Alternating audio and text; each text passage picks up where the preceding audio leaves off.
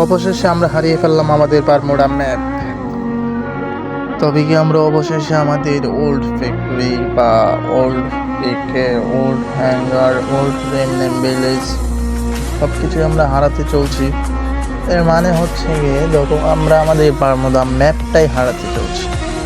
এই বারমুডা ম্যাপটা ছিল আমাদের আবেগ, ইমোশন, সুন্দরভাবে খেলাধুলা করতাম। আসলে এই ফ্রি ফায়ারে 5-6টা ম্যাপের মধ্যে যে বারমুডা ম্যাপটার মাঝে আমি যতগুলো ম্যাচ খেলছি ওই ম্যাপগুলো আমি ডাউনলোড করার প্রয়োজনেই মনে করি না। ভুলেও যদি ডাউনলোড হয়ে যায় ওইগুলো আমি আনইনস্টল মাইরা দিই, ডিলিট করে দিই।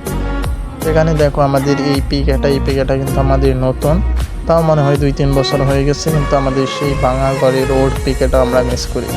এখানে চলে আসছি, মাঝখানের নামটা আমার এখন মনে পড়তেছে না।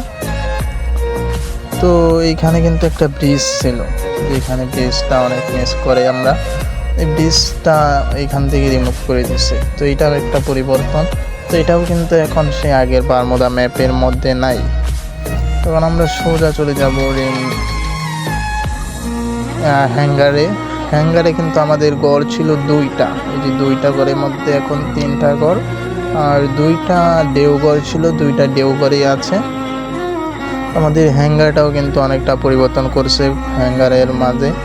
তো হ্যাঙ্গারটা কিন্তু আমরা অনেক মিস করি। এখানে আমরা সিএস ম্যাচ করতো প্রায়। তারপর ছিল আমাদের রেমনেম ভিলেজ, যেখানে ছিল একটা ভাঙা ঘর আর উপরে 2টা ঘর ছিল লম্বা করে, ছোটোখাটো জায়গায়, এত ছিল না বড় বড় নদীর উপর।